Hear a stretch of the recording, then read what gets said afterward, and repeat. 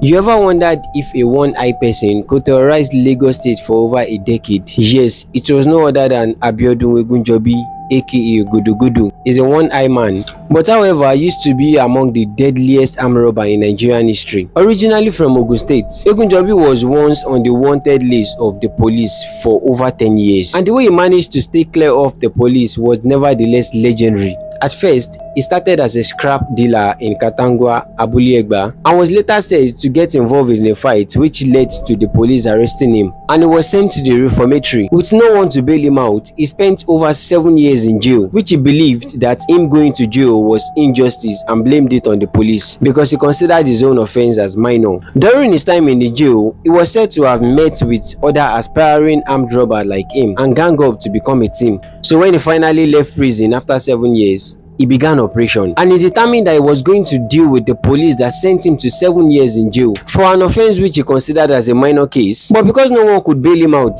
he was sentenced to 7 years, and here he started his operations. Whenever he's going for operation, he allegedly carried bags filled with 10 AK-47 rifles with 30 rounds of ammunition, with each rifle well organized and hung to his neck. It used to be gathered that GodoGodo informed some of his gang members that he would by no means be arrested alive and had promised to go down with any policeman any day they tried to arrest him. He was said to be so smart that even his family members didn't know what he was doing, the kind of business that he was doing, the kind of person that he was. He was said to have built over 6 houses in places like Lagos, Ogun State, and even Ondo State, and by no means stay in those houses for more than a month. He also doesn't drink, smoke, humanize, and even socialize with anybody, portraying him as a very accountable household man. But deep down, he was as deadly as a mamba. Talking about his reign of terror, Abiodun GodoGodo visited many Nigerians and left them in sorrows, tears, and blood. One of his significant robbery was said to be on September 9, 2012, when he and his gang members terrorized the state and robbed the Bureau de Change operators in Agege, cutting away millions of nairas. Before storming the streets to kill 2 police and other civilians, he left an unforgettable mark in the mind of the families that he terrorized. As deadly as he was, nobody knew what he looks like. With his one eye, he was as terrible as a mamba. Talking about his arrest, the Lagos State Police Command, led by the then commissioner, mandated the Special Anti-Robbery Squad, which is known as SARS, which was led by the then Superintendent of Police, Abba.